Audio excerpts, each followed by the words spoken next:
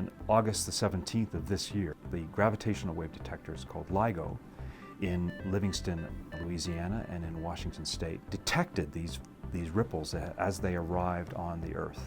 And these ripples passed through the detectors, and they were detected very cleanly and very simply by the LIGO detectors themselves, resulting in yet another detection of gravitational waves. This is the very first time that we've seen electromagnetic light from one of these gravitational wave mergers.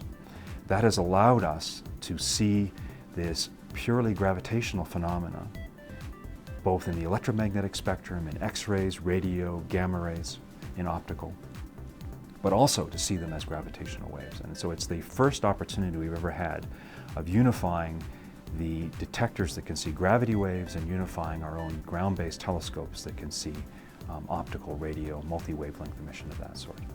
Our team used a telescope in New Mexico called the Very Large Array to peer at the location of the optical transient, which was thought to be the origin of the gravitational wave. About 15 days after the actual gravitational wave signal, we saw our first radio signal. So the future of this field is very bright. We are here today at the dawn of the multi-messenger era of astronomy, where gravitational wave observers such as LIGO and Virgo will work with ground-based observatories such as the VLA to put together a full picture of the evolution of these objects. It's not enough just to detect your gravitational waves. Now we can begin to ask questions about what populations of objects are responsible for creating these gravitational waves. What types of galaxies do these things occur in? What time scales? What is the environment in which these things explode? So we can learn really detailed questions about the birth and evolution of black holes from the study of these events.